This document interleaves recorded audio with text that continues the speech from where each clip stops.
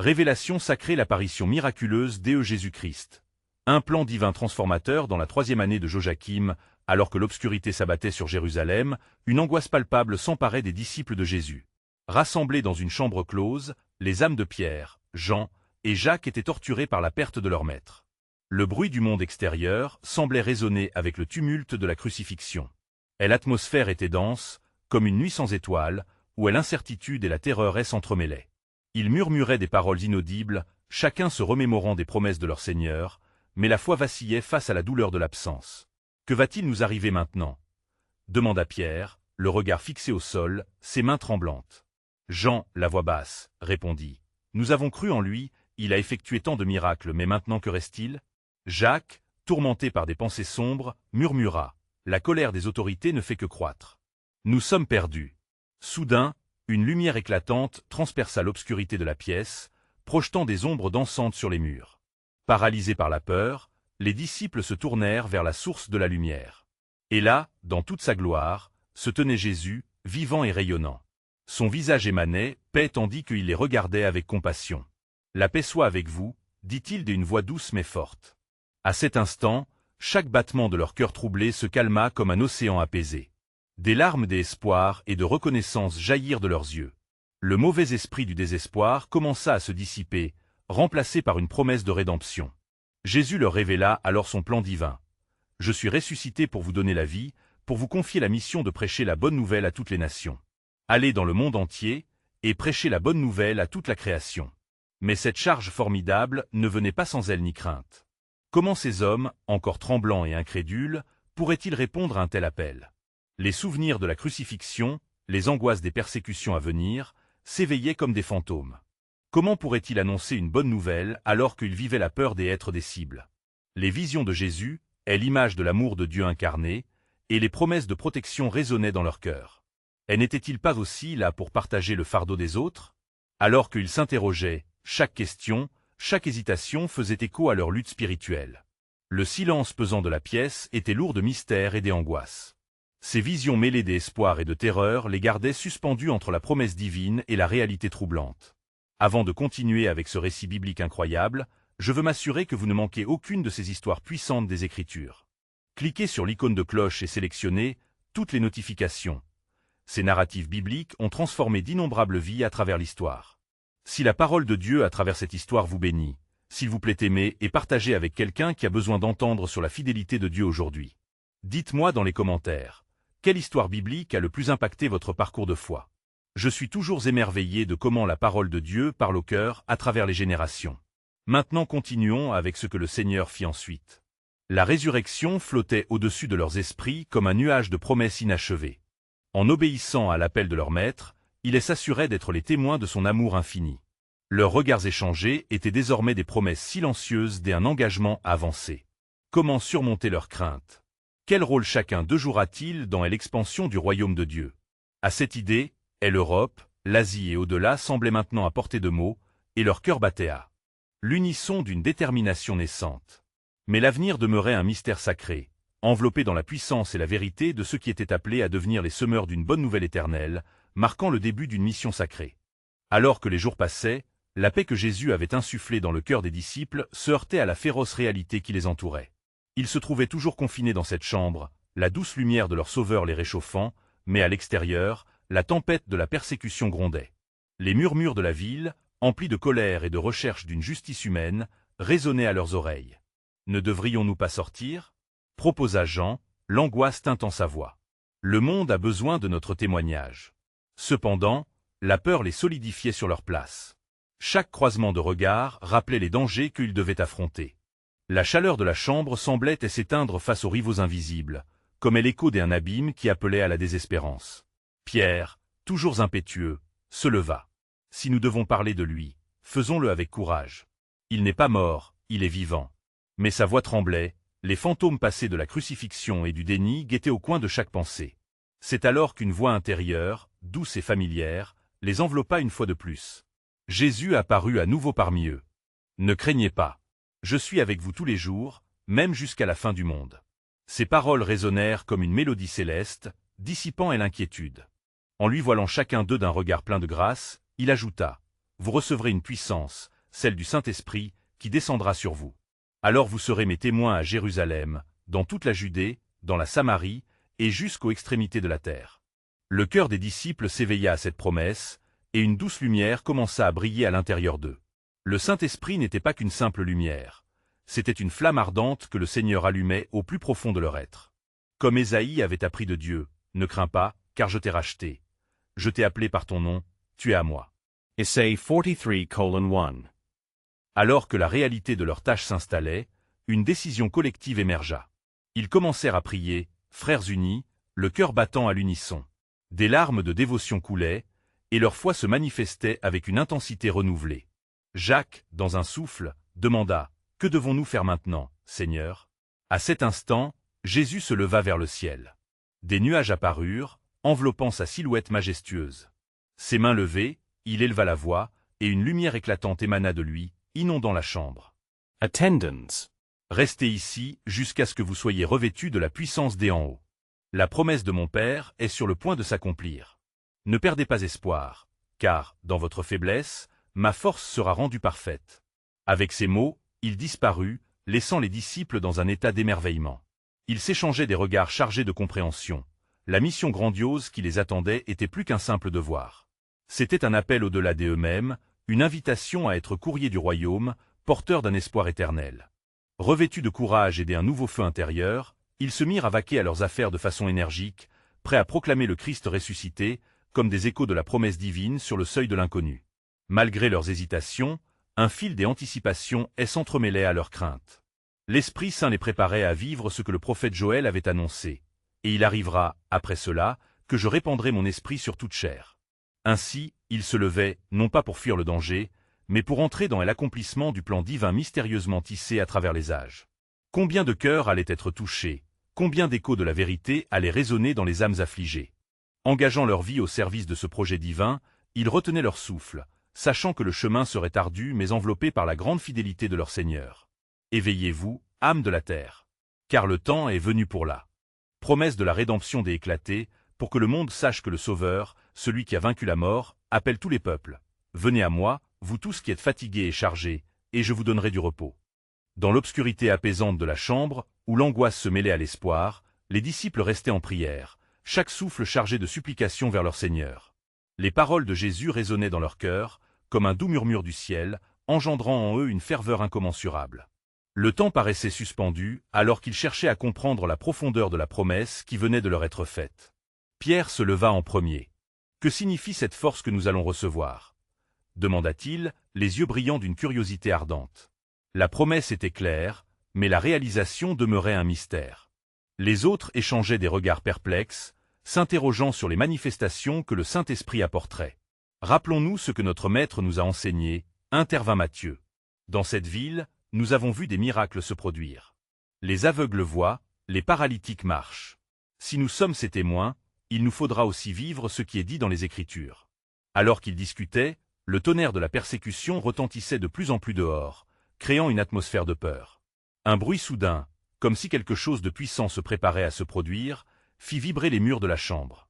Tous les disciples se turent, le cœur battant à l'unisson, les yeux fixés vers la porte. « Écoute » murmura Jean, tendant l'oreille. Un souffle, comme une brise invisible, caressant leur visage. Tout à coup, un bruit semblable à un vent violent remplissant et l'espace les enveloppa, et une lumière vive irradia parmi eux. Ils sentirent une chaleur pénétrante dans leurs âmes. Alors qu'ils se recroquevillaient sous la puissance de cette expérience divine, une vision apparut. Une langue de feu se posa sur chacun d'eux, comme un signe de l'Esprit Saint. « C'est le moment !» s'écria Jacques, les yeux écarquillés par la magnificence de cette révélation. Dieu a promis, et il agit maintenant. Remplis d'une audace sans précédent, les disciples commencèrent à parler d'une voix frémissante de joie, chacun articulant le témoignage de la résurrection de Jésus dans des langues qu'ils n'avaient jamais connues. La chambre, jadis confinée par la peur, vibrait désormais d'un chant de louange, une symphonie spirituelle qui annonçait le royaume de Dieu. À l'extérieur, la rumeur des étrangers affluant vers Jérusalem se fit entendre, intrigués par ce tumulte céleste. « Qu'est-ce que cela signifie » demandèrent quelques-uns, chaque voix témoin d'un phénomène surnaturel. Les cœurs des disciples battaient à l'unisson avec le souffle de l'Esprit, et ils savaient que l'heure de leur témoigner était enfin venue. « Ô frères, c'est ici le début de notre mission, déclara Pierre avec une fougue nouvelle. Nous ne sommes plus seuls, l'Esprit de Dieu est notre guide et notre force. Remplis de conviction, ils s'apprêtèrent à sortir de cette chambre, prêts à déclarer la grandeur de celui qui avait vaincu la mort. Leurs pas les menèrent vers la foule rassemblée, chacun les interpellant dans sa propre langue. Et Pierre, se tenant ferme parmi eux, leva la voix, comme si une boule d'énergie animait chaque mot. Hommes de Judée, et vous tous qui habitez à Jérusalem, sachez ceci. Jésus de Nazareth, cet homme merveilleux, a été fait Seigneur et Christ par le Dieu vivant. Chaque proclamation résonnait telle une cloche, appelant à la repentance et offrant le salut à quiconque croyait. Un appel puissant s'élevait au-dessus du brouhaha, annonçant la bonne nouvelle, éveillant des cœurs endormis à la vérité éternelle. Ainsi, ce qui avait commencé dans une chambre sombre se transformait en une explosion de lumière et d'espoir dans la ville de Jérusalem. L'accomplissement de la promesse divine se déployait, offrant au monde un appel irrésistible à un nouveau départ. Et alors que la foule se pressait, émerveillée et touchée, une voix intérieure murmurait encore. Ce qui a été dit par les prophètes s'accomplit aujourd'hui sous vos yeux. Voici, le royaume de Dieu est proche. Le tumulte qui s'élevait autour de Pierre était à la fois captivant et troublant. La foule se pressait, les visages marqués par l'étonnement et le questionnement.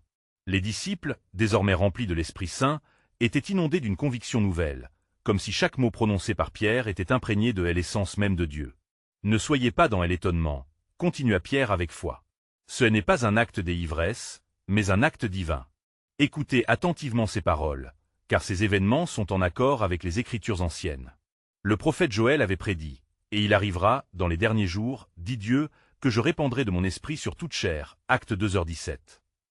Les voix de la foule s'élevèrent, une cacophonie des interrogations. Certains moquaient, d'autres étaient intrigués, mais tous semblaient frappés par ce qu'ils entendaient. Le chant des louanges des disciples résonnait comme un écho des cieux, une invitation à goûter à la miséricorde divine. À cette heure-là, la lumière du Saint-Esprit illumina plus que les cœurs. Elle éclaira également les esprits. Pierre, sa voix vibrante, poursuivit, « Jésus de Nazareth, cet homme que vous avez crucifié, a été ressuscité par Dieu, confirmant ainsi qu'il est le Messie, notre Sauveur. » Chaque mot transperçait l'âme des auditeurs, éveillant chez certains des souvenirs douloureux de leur propre implication dans la crucifixion. Un silence profond pénétra la scène. Jean, le disciple bien-aimé, s'approcha de Pierre. Les deux se regardèrent, leurs yeux échangeant une compréhension mutuelle. L'esprit agissait puissamment. Et l'énergie spirituelle qui irradiait de Pierre éveillait un monde fatigué, un monde en quête de lumière. Alors que Pierre dévoilait le plan rédempteur de Dieu, il citait les Écritures. Il n'y a de salut en aucun autre. Car il n'y a sous le ciel aucun autre nom qui ait été donné parmi les hommes, par lequel nous devions être sauvés. Acte 4h12. La réalité de ces mots résonnait comme une cloche de vérité, et un cri des angoisses monta de la masse. Que devons-nous faire? Demandèrent-ils, la peur et l'espoir s'entrelaçant dans leur voix. Pierre, avec une compassion inspirée par l'Esprit, leur répondit, « Repentez-vous et que chacun de vous soit baptisé au nom de Jésus-Christ, pour le pardon de vos péchés, et vous recevrez le don du Saint-Esprit. » Acte 2h38. À cette proclamation, une transformation profonde s'opéra. Des milliers de cœurs furent touchés et, dans la puissance divine, des âmes furent sauvées. La peur était devenue foi, et l'incertitude s'était changée en courage. Les premiers fruits du mouvement de l'Église naissante apparurent, marquant le début de telle évangélisation. Les disciples, unis dans cet élan céleste, comprenaient maintenant que leur appel n'était pas simplement à témoigner, mais à être le reflet de l'amour incommensurable de Dieu.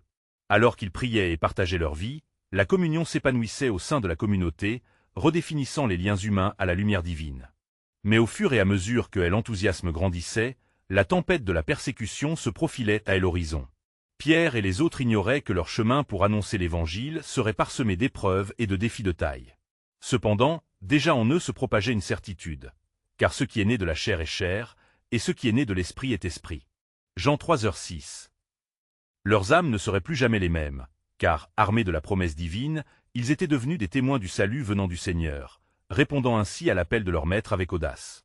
Et au milieu de tout cela, une promesse continuait de briller dans leur cœur, car j'y enverrai mon esprit, un autre consolateur, qui sera avec vous et en vous. Jean 14h17. Le chemin devant eux était flou, mais la lumière de Dieu les guiderait, illuminant chaque pas vers l'accomplissement de son plan. Car, au fond de leur cœur, ils le savaient, le véritable voyage de foi commençait à peine. Les merveilles à venir seraient plus grandes encore, et la révélation du roi, quel mystère transcendant. Le tumulte persistant parmi la foule ne cessait d'augmenter, comme un orage est s'amassant avant l'éclair. Alors que les âmes récemment touchées par la puissance de Dieu s'élevaient dans l'adoration, Pierre et les disciples étaient conscients que la lutte pour l'Évangile venait à peine de commencer. L'Esprit Saint, leur guide et leur force, continuait de les inspirer à transmettre le message du salut au milieu de l'incertitude. Les premiers jours d'évangélisation se déroulaient avec une intensité divine. Chaque jour, les disciples se rassemblaient dans le temple, prêchant avec une ferveur renouvelée, et chaque nuit, ils se réunissaient pour prier, cherchant la direction du Saint-Esprit.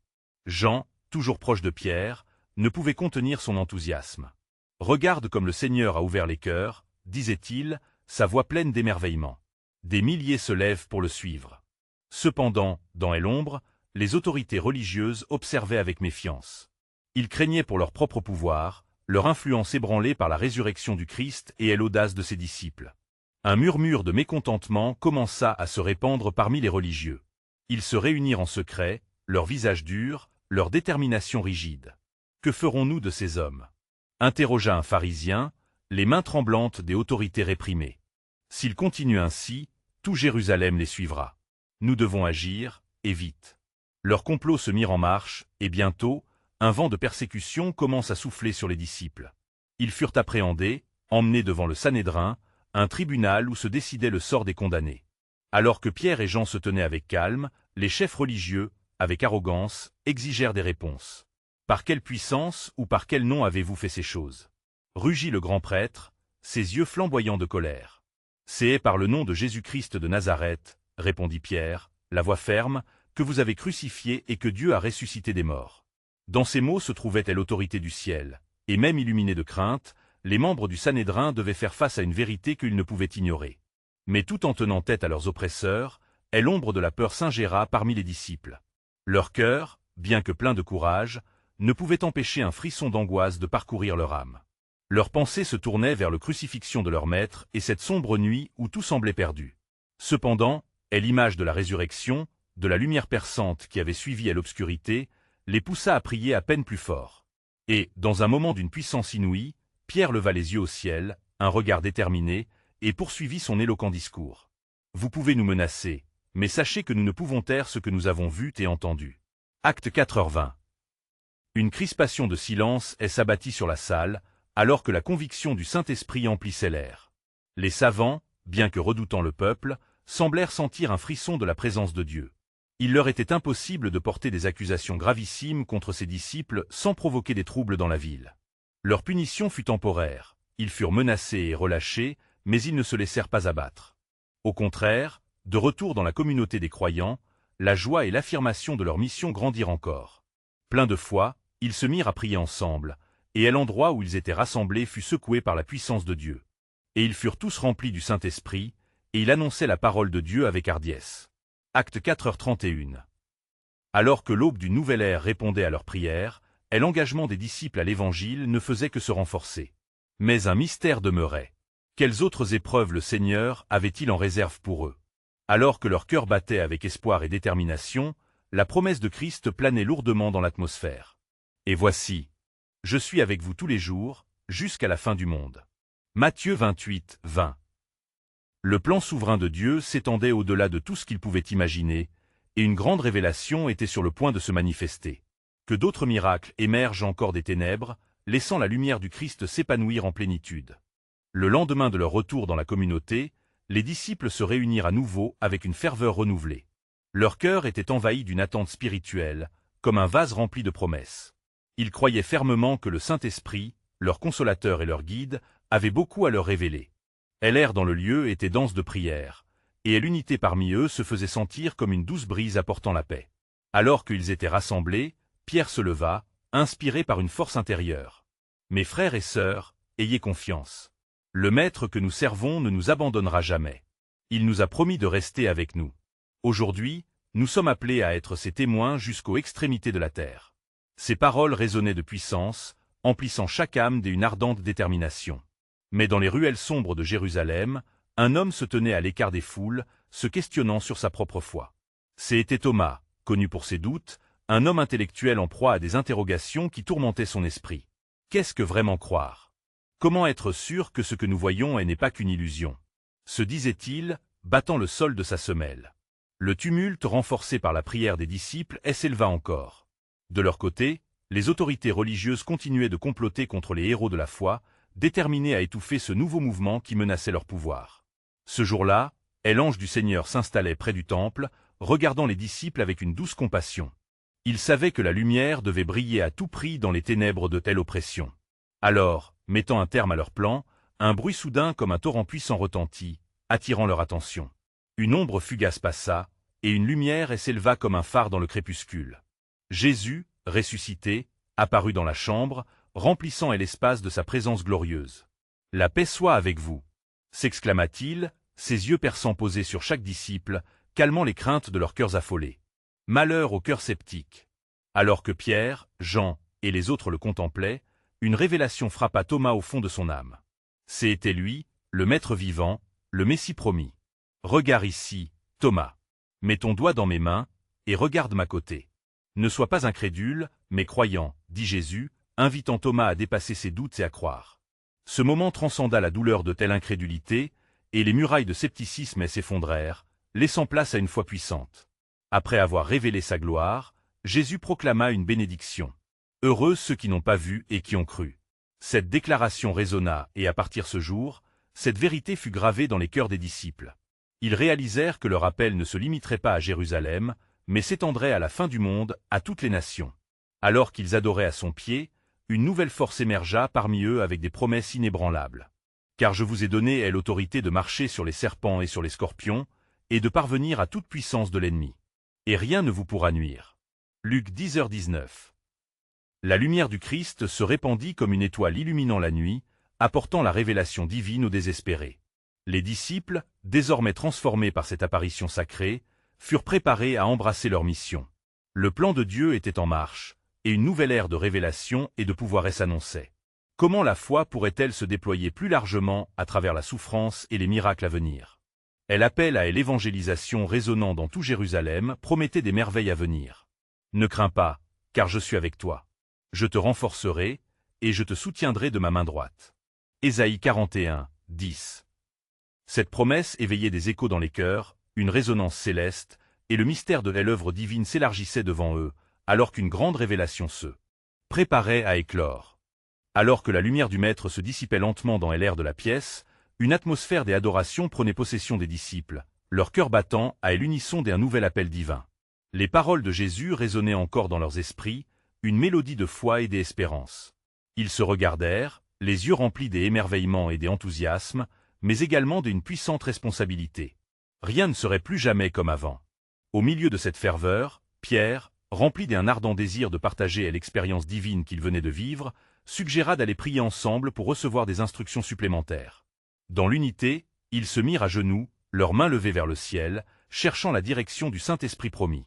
Leur voix s'élevait comme une offrande, un doux parfum de dévotion. « Seigneur, nous sommes prêts. Pria Jin. Envoie-nous, et nous irons où tu veux. » Soudain, tandis que l'intensité de leur prière augmentait, un bruit semblable à un vent violent emplit la salle. C'était comme si le souffle même de Dieu se déversait sur eux, et dès lors, la pièce fut inondée d'une lumière éclatante. Le Saint-Esprit se manifesta sous forme de langue de feu, se posant sur chacun d'eux. Ils furent tous remplis d'une puissance nouvelle, leurs cœurs ardents de la flamme de l'Esprit. « Allez, mes témoins !»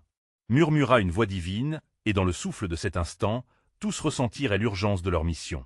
À cette minute précieuse, les doutes de Thomas s'estompèrent. Il s'était engagé à croire et à se rendre là où la foi l'emportait. Avec chaque souffle qu'il prenait, il découvrait la profondeur de cette conviction nouvellement gagnée. Des cris de joie et des applaudissements se mêlèrent aux soupirs de prière, le flot de tel esprit touchant tous les présents. Bientôt, ils sortirent dans les rues de Jérusalem, alors que la fête de la Pentecôte battait son plein, attirant de nombreux pèlerins de partout.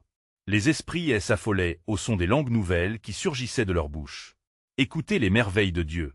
cria Pierre, debout parmi la foule, sa voix résonnant comme le tonnerre. « Nous déclarons la grande œuvre de celui qui a ressuscité. » La foule, intrigante, se retourna vers lui avec des questions dans les yeux. Les sceptiques commençaient à murmurer, mais l'enthousiasme éclata dans chaque cœur touché par le message. Les autorités religieuses, sentant la menace grandissante, observaient avec inquiétude alors que l'Évangile se propageait comme un feu sauvage parmi les gens. Un plan divin se dessinait clairement, le ciel poussait les disciples à se lever contre les ténèbres. Ils ne se laissaient pas ébranler. À l'ombre de la croix, l'émancipation spirituelle se propageait, transformant des vies dans l'espoir. Car ce n'est pas par la force, ni par la puissance, mais par mon esprit, dit le Seigneur des armées. Zacharie 4:6. Les jours passèrent, et alors que des milliers d'âmes trouvaient la lumière du Christ, le cœur de Jérusalem battait sous le poids de cette bonne nouvelle. Les disciples comprenaient que cette œuvre n'était pas seulement un événement isolé, mais le début d'un plan glorieux comme il avait été prophétisé.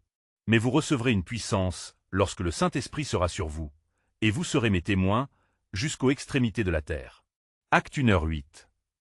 Avec cette promesse, une révélation encore plus grande se préparait à éclore.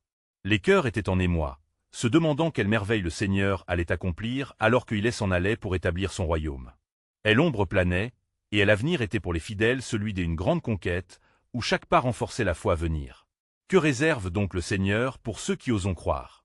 Le tumulte des voix et des cris d'adoration continuait de résonner dans les rues de Jérusalem, le frémissement d'un réveil spirituel éclatant. Les disciples, à présent enflammés par le Saint-Esprit, se répandaient dans la ville telle une brise vivifiante, leur témoignage de la résurrection de Jésus touchant les cœurs avec une puissance inouïe. Comme l'apôtre Pierre s'élançait pour parler à la foule, soudain, un silence s'installa.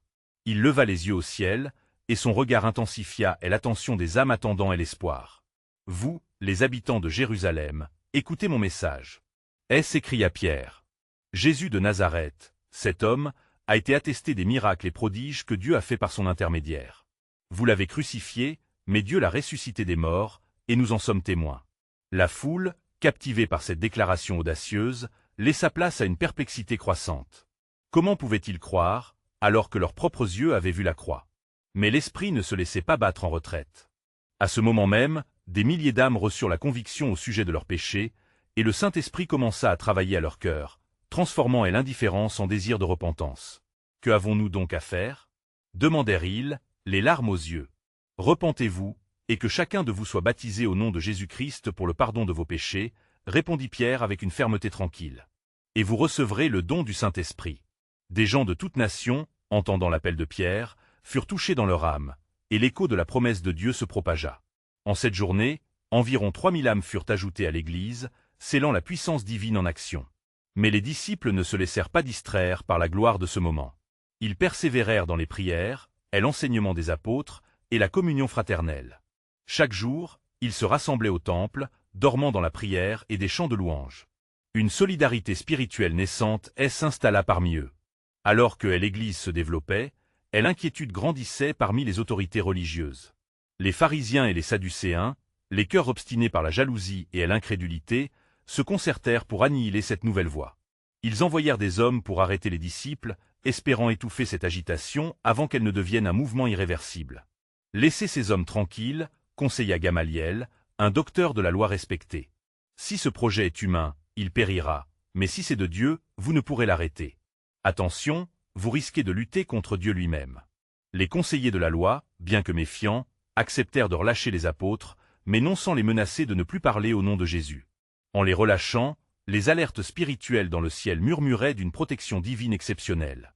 En effet, la graine de la foi avait germé dans le cœur des disciples, et rien ne pourrait éteindre cette flamme. Alors qu'ils regagnaient leur communauté, ils ne résistaient pas à l'envie de monter leur voix en louange. Considérez, Seigneur, leurs menaces, et accorde à tes serviteurs de parler ta parole avec assurance. Leur prière s'éleva, sollicitant le ciel pour plus de courage et de puissance. Cela ne faisait que renforcer leur détermination à poursuivre, quel que soit le coût. La façon dont les défis spirituels se heurtent à des promesses divines continuait de se dévoiler au sein du peuple de Dieu. Et au milieu de cette agitation, ils ne perdaient pas de vue ce message précieux, car ceux qui s'appuient sur l'Éternel renouvellent leur force, ils prennent des ailes comme les aigles. Ésaïe 40, 31. L'obscurité sombrant autour d'eux suggérait que le véritable plan de Dieu était sur le point de se révéler. Le ciel préparait des manifestations encore plus puissantes à venir. Que va donc révéler le Seigneur à ceux qui persévèrent, même dans les épreuves? Une nouvelle dimension de la puissance divine était en chemin, avec des promesses appelant à la lumière, même par-delà les ombres de la persécution. Alors que les disciples retournaient dans la chambre haute, un émoi sacré parcourut leur assemblée. L'Esprit Saint, déjà présent parmi eux, préparait le terrain pour une œuvre encore plus grande. Chaque cœur battait à l'unisson, anticipant des révélations qui bientôt dépasseraient leur entendement. Leur prière montait comme un encens devant le trône de Dieu, demandant non seulement du courage, mais aussi des signes de sa toute-puissance pour affermir la foi de ceux qui douteraient. Au milieu de l'intensité de leur communion, une lumière soudaine illumina la chambre. Un souffle puissant, semblable à un vent violent, emplit l'espace, tel un rappel de la promesse de Jésus. « Je suis avec vous tous les jours, jusqu'à la fin du monde. » Matthew 28:20. Alors que chacun se tournait vers cette lumière, ils étaient tous remplis de l'Esprit Saint et se mirent à parler en d'autres langues, selon que l'Esprit leur donnait de s'exprimer. C'était un signe clair pour ceux qui avaient grandi dans la tradition juive, un moment d'accomplissement prophétique qui attirait tout Jérusalem. Les passants, de toute nation, entendant les disciples déclarer les merveilles de Dieu dans leur propre langue, s'étonnaient, perplexes. « Qu'est-ce que cela veut dire » demandaient-ils, tandis que d'autres, incapables de saisir la vérité divine, raillaient, disant qu'ils étaient ivres. Pierre, se levant à nouveau, ne laissa pas ce moment passer. Il intervint avec une puissance renouvelée, balayant l'irrespect de la foule. « Hommes de Judée et vous tous qui habitez à Jérusalem, cela n'est pas comme vous le supposez. » s'écria-t-il. « Ces hommes ne sont pas ivres, c'est le Saint-Esprit qui agit au milieu de vous. » Il poursuivit en citant le prophète Joël. « Et il arrivera dans les derniers jours, dit Dieu, que je répandrai de mon esprit sur toute chair. Vos fils et vos filles prophétiseront, vos jeunes gens verront des visions, et vos vieillards auront des songes. » Joel 2:28. Pierre proclamait que ce qui était en train de se dérouler était une révélation divine, un début glorieux d'un nouveau temps de la grâce accordée à l'humanité. Alors que ces paroles trouvaient écho dans les âmes, le Saint-Esprit opérait des miracles irisés parmi le peuple. Ceux qui croyaient, touchés par une conviction profonde, s'approchaient de Pierre avec des cœurs brisés, désireux de savoir comment s'engager dans ce chemin nouveau. « Que devons-nous faire » demanda l'un d'eux, des larmes aux yeux, conscient de sa séparation du Saint. « Repentez-vous et soyez baptisés, chacun de vous, au nom de Jésus-Christ, pour le pardon de vos péchés, et vous recevrez le don du Saint-Esprit, » répondit Pierre avec une chaleur trinitaire. En ce jour, encore, 3000 âmes furent ajoutées à l'Église des croyants. Dans la suite des jours, les disciples continuaient à se rassembler, brisant le pain et louant Dieu. La crainte s'emparait de tous, alors que de grands signes et des miracles se produisaient par l'intermédiaire des apôtres. Ces moments bénis n'étaient pas détachés de la résistance croissante des autorités, mais chaque jour, le monde percevait davantage la lumière au travers de leurs épreuves. « Quand je serai élevé de la terre, j'attirerai tous les hommes à moi », avait dit Jésus, Jean 12h32. Ces paroles prenaient vie sous l'effet de l'Esprit Saint, transformant des vies, faisant surgir des témoins courageux et élevant la voix de la vérité contre l'obscurité. À la suite de ces événements glorieux, l'ombre des conflits à venir s'approchait, mais le Seigneur avait un plan parfait, un dessein qui se révélait à travers chaque épreuve. Combien de cœurs, alors, allaient prochainement découvrir la force du sacrifice du Fils? L'intrigue du plan divin lié à la résurrection continuait d'éclairer le chemin, appelant chacun à une soumission audacieuse, car la lumière brille dans les ténèbres, et les ténèbres ne l'ont point reçue. Gene 1:5. L'écho de la promesse divine résonnait encore, invitant ceux qui ont des oreilles à écouter, car je suis avec vous tous les jours, jusqu'à la fin du monde. Matthieu 28:20. Qui donc vibrerait à l'appel de sa grâce à travers des temps tumultueux? Alors que les jours se succédaient à Jérusalem, l'écho des enseignements de Pierre et des autres disciples résonnait à travers la ville, attirant les foules vers le message de rédemption. Les cœurs, touchés par la puissance du Saint-Esprit, s'éveillaient comme des fleurs au printemps. Les témoignages des miracles accomplis étaient partagés avec ferveur, et les croyants faisaient l'expérience d'une communion profonde, unissant leurs forces pour propager l'Évangile. Cependant, dans l'ombre, les autorités religieuses conspiraient encore pour écraser cette nouvelle voie. Les chefs religieux, troublés par la montée en puissance des disciples, se réunissaient en secret pour comploter leur arrêt. Leurs cœurs endurcis ne voyaient qu'une menace dans la lumière du message de Jésus, et ils étaient déterminés à garder le contrôle sur le peuple, craignant la perte de leur statut et de leur influence. Entre-temps, un homme du nom de Stéphane, rempli de foi et du Saint-Esprit, se leva au sein de la communauté. Sa passion pour le Seigneur et son désir ardent de partager l'Évangile le poussèrent à prêcher avec audace, même au milieu de la tension croissante. Il était un homme de paroles sages et de miracles, attirant des foules à lui par la puissance de Dieu qui œuvrait en lui. Un jour, alors qu'il prêchait avec une intensité spirituelle inégalée dans la synagogue, des membres du Sanhédrin, armés d'une jalousie meurtrière, se décidèrent à l'interroger. Ils tentèrent de le piéger avec des questions futiles, espérant le faire tomber dans une contradiction. Mais Stéphane, rempli de la sagesse de Dieu, répondit avec une clarté percutante et une force surnaturelle. En l'écoutant, les cœurs d'un certain nombre se trouvaient touchés, mais d'autres, remplis de haine, devenaient de plus en plus résolus dans leur désir de le faire taire. « Vous êtes durs de cou et incirconcis de cœur » s'écria-t-il, accusant sans détour ceux qui persécutaient. Ces paroles, par leur force, provoquèrent une furie parmi les autorités, qui ne pouvaient supporter la vérité qu'ils professaient. Leurs visages se crispèrent de rage alors qu'il l'emmenait, le traînant devant le tribunal, désireux de mettre un terme à sa voix prophétique. Dans la salle de jugement, Stéphane, avec une paix surnaturelle, commença à témoigner de l'histoire du peuple d'Israël et de la promesse du Christ. Il parla de la façon dont les ancêtres avaient persécuté les prophètes de Dieu et comment, finalement, ils avaient crucifié le Fils de Dieu. Voilà que vous trouvez des témoins des miracles que vous refusez de voir. Sonna-t-il avec audace, déclarant que leur rejet du Messie était le même qu'en ces jours lointains. Leurs cœurs, pleins de rage, se transformèrent en une tempête de violence. Alors qu'ils bouillonnaient de colère, ils jetèrent Stéphane hors de la ville et commencèrent à le lapider. Même dans ce moment sombre, Stéphane leva les yeux au ciel et vit la gloire de Dieu, et Jésus se tenant à la droite du Père. Sa voix monta, demandant pardon pour ses bourreaux, un acte de grâce qui ébranla les cieux. Les cris de la foule résonnèrent, mais au milieu du chaos, une ombre se tenait là, non loin, un jeune homme nommé Saul, qui observait avec une expression mitigée. Témoin de ce déchaînement de violence, un frisson de réaction intérieure parcourut son corps alors qu'il voyait Stéphane mourir avec une foi aussi vibrante. Cette scène marquante laissa une empreinte indélébile sur l'âme de Saul. La douleur et la colère l'envahirent. Comment cet homme pouvait-il mourir avec tant de paix? Son esprit était en plein tumulte, alors que la vérité de Dieu commençait à s'introduire dans son cœur. Alors qu'il continuait à persécuter les chrétiens, le poids de ce moment ressurgissait sans cesse, semant des graines de questionnement qui ne cesseraient de germer. Dans un autre lieu, les disciples, bien que troublés par cette violence, continuaient à prier et à intercéder pour la force et la protection de ceux qui annonçaient la vérité. Ils comprenaient désormais que la mission qu'ils avaient reçue n'était pas sans coût, mais ils avançaient, animés par l'assurance que Dieu était au milieu d'eux. « Car vous serez mes témoins », leur avait dit Jésus, et maintenant, chaque épreuve, chaque défi les rapprochait encore plus de cette réalité. Ils savaient que là où il y avait des ténèbres, la lumière de Christ brillait avec force.